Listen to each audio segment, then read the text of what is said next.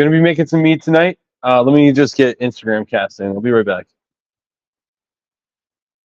I guess I really didn't go anywhere. I got this screen set up for the buckets here. But I have to hit live for Instagram. There we go. We got a preview. Go live. Okay, we should be live now. Hopefully I can see comments too. I noticed last time someone commented on Instagram, but I couldn't see it. Double checking Facebook real quick. Yep, we're live here too. So I'll make sure to keep an eye on comments for anyone. And we'll be golden. So tonight is actually gonna be pretty quick. It's kind of a down and dirty, let's make some mead. And that's it. So yeah, let's get this party started. Before I do get started, I wanted to talk real fast about some upcoming stuff. So tomorrow night is our book club meet. So if you read the book, please come hang out. Even if you just started it and finish it, or if you read it a long time ago, definitely come check it out. Good time with like-minded people. Also, on Friday, we're doing the Taylor Swift karaoke. So it's normal karaoke. We're just highlighting the fact that Taylor Swift came out with a new album. We are offering a 13% discount, if you know, you know, for anyone singing Taylor Swift songs. So you sing one song, you get one discount on one item. And then if you sing a second song, you'll get another discount on your second item. So it's pretty simple, pretty straightforward. A lot of fun with that. And then we're also going to do bracelet making on Friday too, friendship bracelet making. So if you're a Swiftie, you'll get it.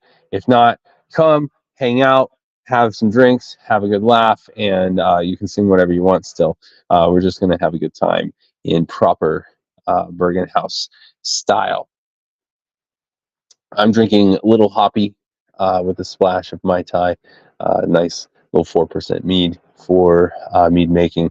I make sure when I'm making mead, or if I'm home brewing and making beer, that I do not overconsume, because I tend to make a much worse product. So I go out of my way to make sure I'm either not drinking or that I'm drinking sessionable strength stuff at that time. It just it turns out way better. The worst thing that I find is when I'm brewing beer. It's it's an 8-hour day, and what I'll do is you'll start drinking early and for a long period of time, and then I won't clean up. I just won't clean up well, and so you come back and your equipment's just messy. So I've learned to work hard so you can play hard later. So anyway, let's make some mead. So I'm back over here. I set this up so you could see this kind of container. I do have some water heating up. I'm going to turn that off. I'll explain that as we go. So first off, I'm using Mark's Apiary mead, or honey even.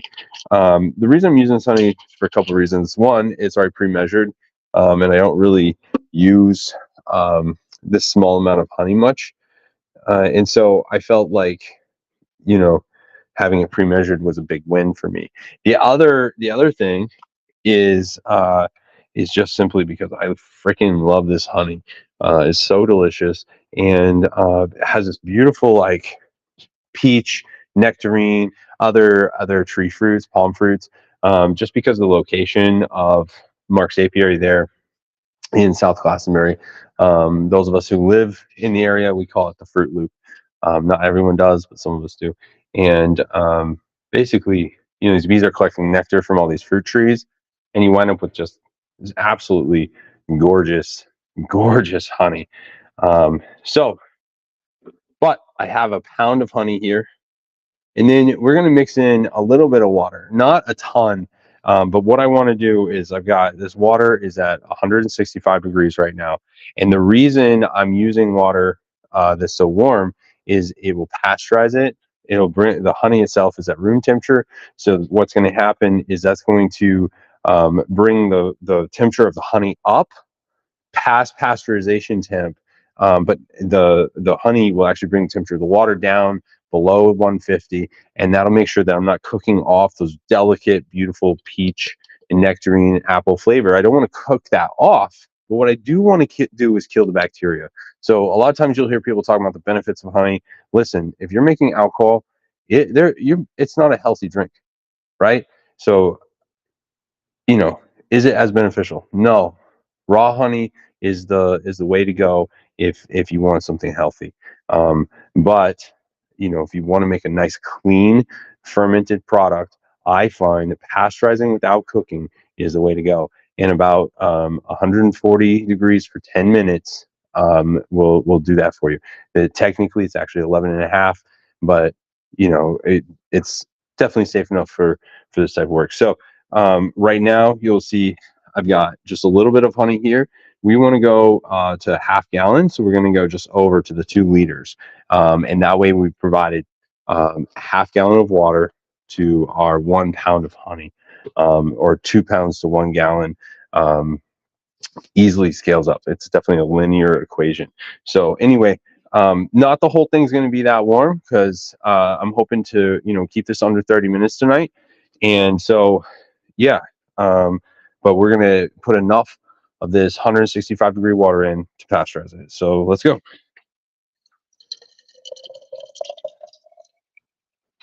And the reason I'm using this vessel here is just there's still honey down in the bottom here, you can see.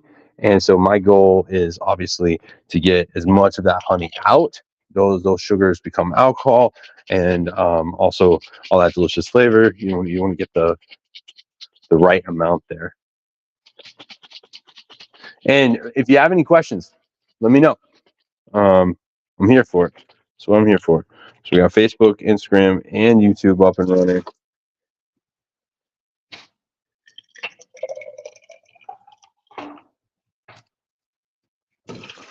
I don't know. Sometimes I do this stuff and it feels a little ridiculous. But then I get questions and people are asking and they want to know, like, how is it made? What's going on?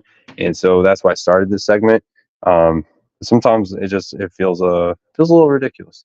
So please ask questions. Please tell me if this is valuable for you. If it's not, and I understand that some of you watch it later or not, I can see all that. So if it's valuable for you, please say so. If not, I'll cut the shit. So I got this spatula sanitized. So all I'm doing is mixing in this hot water. Like I said, it started out at 165 degrees. Right now, I know from experience, it's going to be right around 142, 143. And we have half the water that we want. You just mix that right up.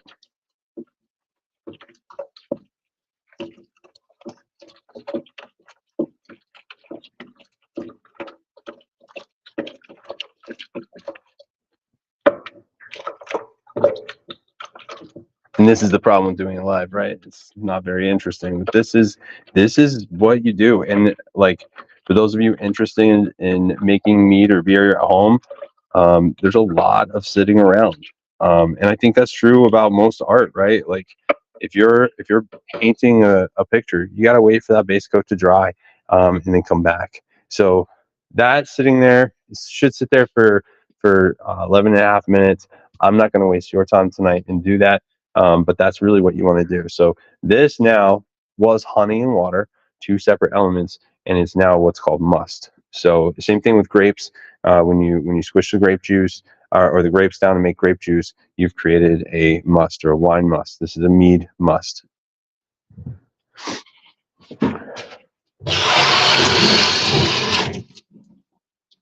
Just throwing my spatula back in the sanitizer. So sanitizer is a food safe, food grade acid. I use SaniClean. At home, a lot of times you're going to use Star San. Is a great option. Let's see, I got some here. That's this stuff, and you just follow the directions on the back of it. You're going to mix that with some water, and that's a food safe, food grade acid. You don't want to drink it. Obviously, it does have a flavor. It tastes like lemons, and what that does is just doesn't allow bacteria to exist in that environment. So through a 1 minute set time, which I sanitized all the equipment before I started tonight. Really don't want to waste your time. So with that 1 minute set time, It allows us to to know that we're not introducing bacteria that we don't want to introduce into our wine. And that is an important thing when you're making beer or wine. You know, you're literally creating the perfect environment for bacteria. That's your goal when you set out to make a wine must or a beer. What it's called wort. When you do that, you're going out of your way to create the perfect environment for bacteria to exist. So clean sanitation going into that process is super important. And so that's what this stuff allows us to do. So cleanliness, just as important as sanitation. You really want to make sure that you're cleaning all debris off. And get all those food solids, especially when working with beer. But also when I'm making big fruited meats, I get fruit in it all the time, and so you want to make sure you get all those solids out, because what will happen is, let's say I got a little bit of hops on the side of my fermenter, and I don't get it completely clean. I go back and I sanitize it. I make sure I go through all the trouble to sanitize, and then it's not actually sanitized.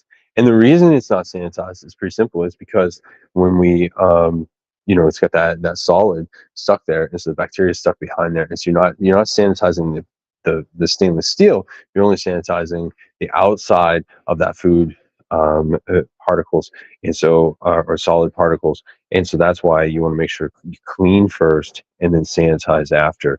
The sanitation, like I said, very important. We're creating an environment for bacteria to thrive. So like I said, we're going to pretend like this is completely pasteurized. And what I will say, I never pasteurize my honey at home. Um, I never made enough mead for it to matter at home, and I preferred it raw, overcooked. And so now, after having made mead for long enough, what I know is that I don't want to start re-fermenting inside my kegs in the walk-in. We make 100+ gallons at a time. I want to provide a solid, consistent experience for my guests, for you guys, and so that's why I make sure I pasteurize the honey. But what I will say is this is a step that at home I would always skip. I never ever pasteurize at home, except for in the case of Bochet, obviously, because I'm cooking the honey, and that's over 200 degrees for an extended period of time. Totally different circumstance. But at home, I never actually pasteurized my honey. I always just went straight and just raw honey, warm water, because it mixes better than cold water, and then added my yeast, and then that was it. So now I'm in the habit of pasteurizing, and I do want to share that with you guys. But so that I'm not wasting time, we're going to top this off, and I'm just using tap water, right? So we're going to top this off to that 2 liter mark to get our half gallon of must.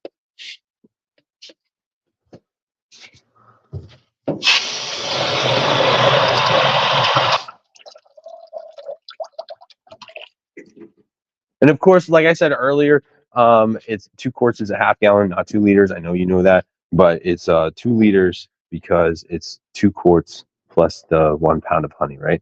So now we're going to go over here to our bucket. So I got this guy right here.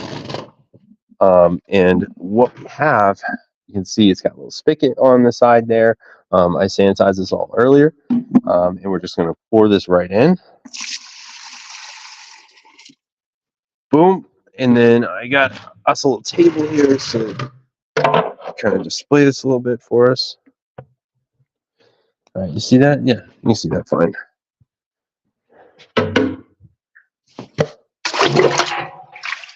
I have my resanitized spatula, right? We just kept it clean. Just mix that up a little bit.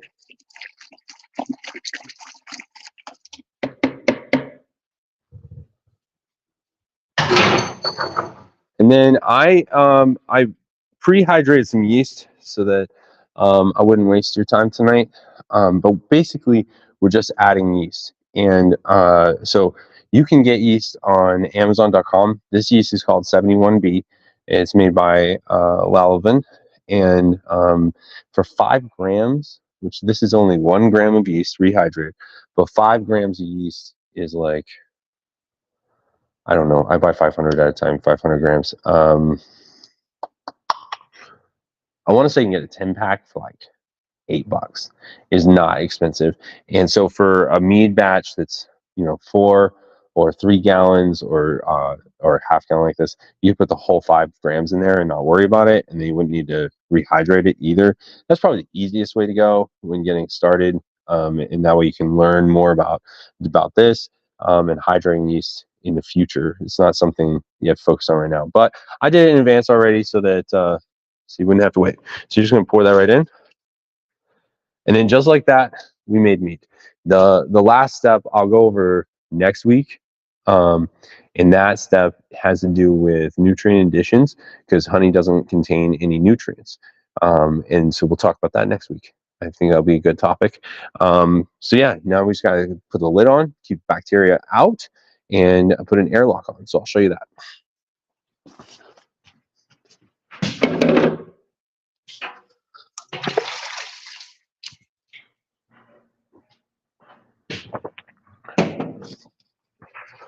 So lid just goes on like this, and then righty tighty, lefty loosey.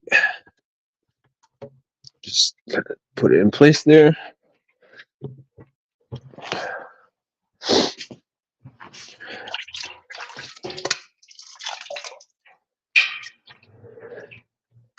And then a lot of times your lids are more of this like the 5-gallon bucket you see here. They'll fit on just like that, and they'll have a little hole in the top. What that hole does is it allows air in and out. So what this does, this is called an airlock. And so the CO2 that's produced, because when the yeast that we just added to the honey water, when the yeast consumes that sugar, it produces ethanol and carbon dioxide. Those are your waste products. That's right. The alcohol that we're after is the yeast waste. So as the yeast is consuming the sugar, reproducing yeast buds, it's creating carbon dioxide. And so that carbon dioxide needs a place to go. And so what this chamber does, here, let's take it apart. What this chamber does, you can see you got like a hole in the middle there. You see that tube coming up? And then you see the little fill line. Should be able to see. This camera is not the best on the laptop. Yeah, I'll show you on the phone. So you can see that little line right there. Let's see. Turn that one off. You see that line? Right. So by filling it up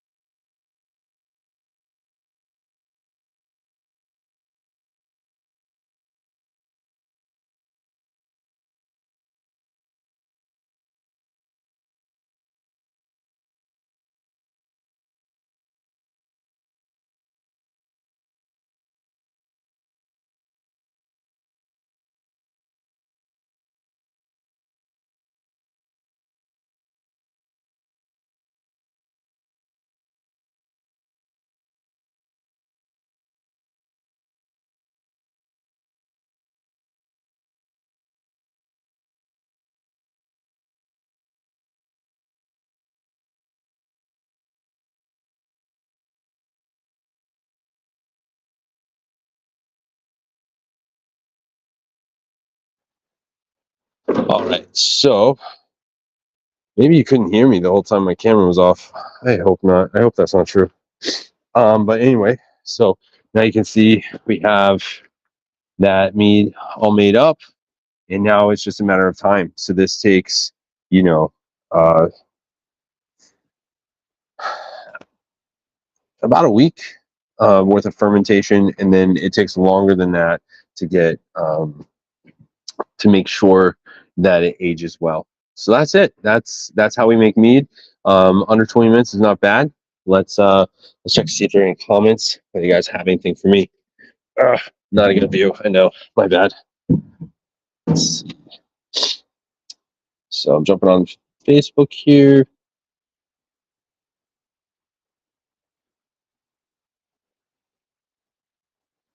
Wants to know if I want to boost this. No, I don't want to boost it. I want to just check to see the active live stream here. Assuming we're still live. This is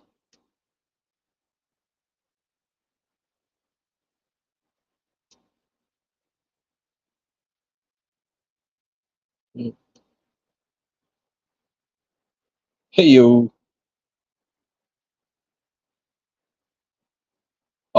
Hey Brian, how are you? All right. So you cannot hear me on Facebook. Damn it.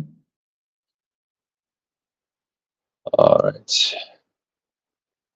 Still fixing bugs. All right. You're not still there.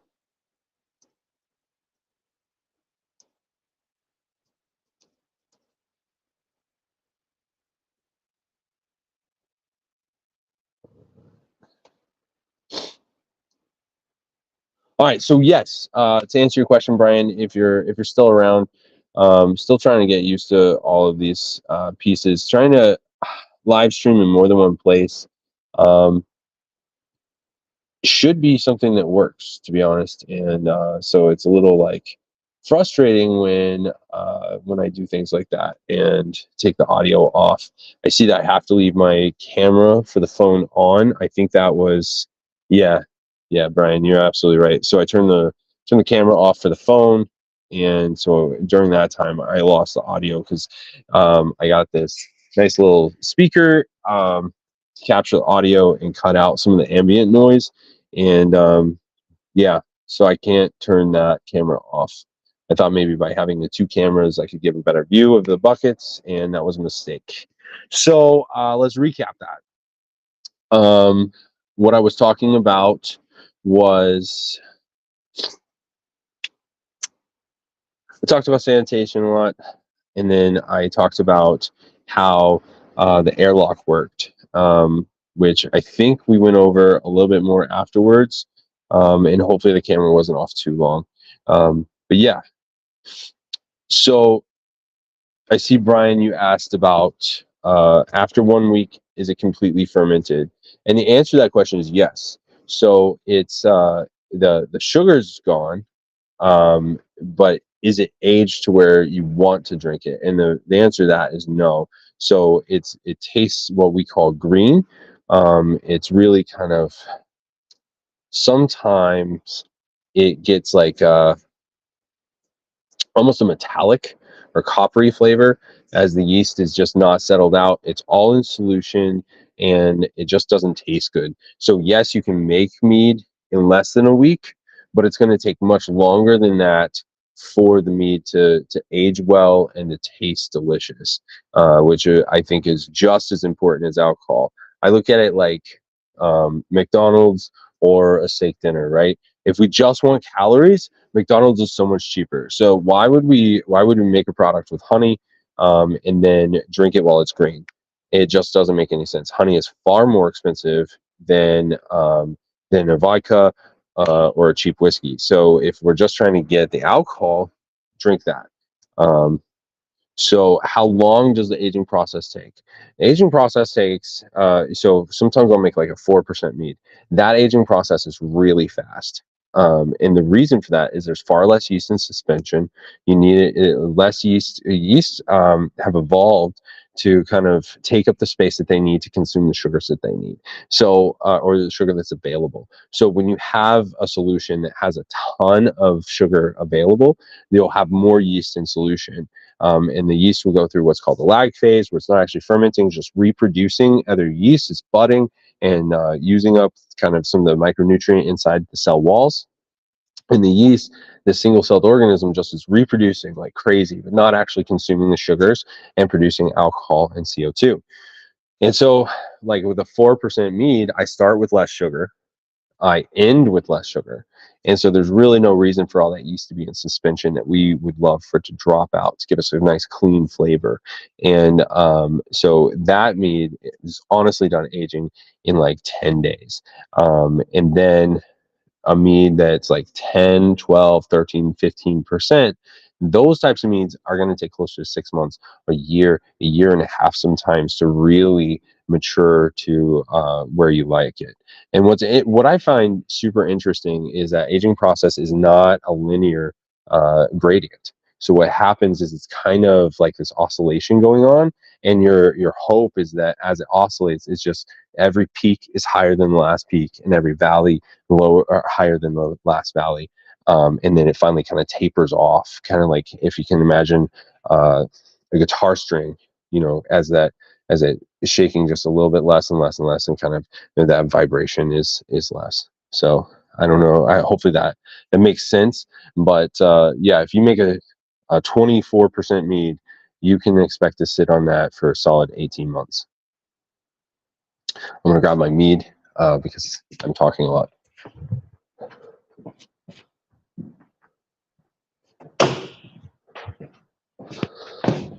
All right. It looks like it's just you and me, Brian. You got anything else?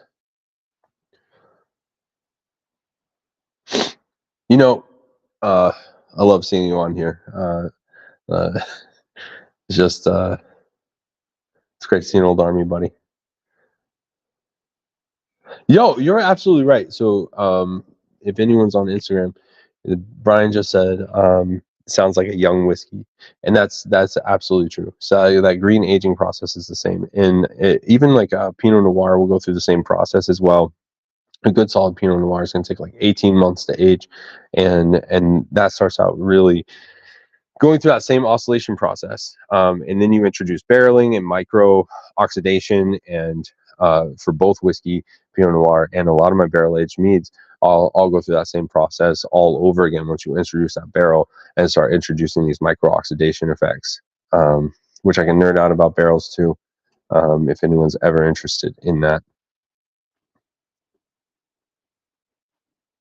All right, so I think that about covers how to make mead. Excellent, brother. I kind of covered the how, and that's the really fast down and dirty. So we covered that in about 20 minutes, and 100, 100, Brian. Brian mentioned my bottle racking thing over here. So we used to clean bottles in my garage. Brian and another individual in the Army, they would show up and just brew beer in my house with me. And in a lot of ways, Brian was one of my first friends in the Army, and I say that with a little bit of tongue in cheek, because I had some great people I knew before Brian, but I became a sergeant at my last duty station, and so I was older than all of my peers, and really didn't identify with all of them. Made some excellent friends, some brothers that I absolutely love. But it wasn't until I got to Fort Campbell and started to get to know Brian and a couple other sergeants there, that I had peers that had a similar maturity level, and that knew me only as a sergeant, not as a junior enlisted. And so I really do. I love seeing Brian on here, and we had a lot of fun brewing beer in my garage. I'm gonna cut it out for tonight because I really don't want these segments to get too long, and I do a lot of talking. Hit me up with questions.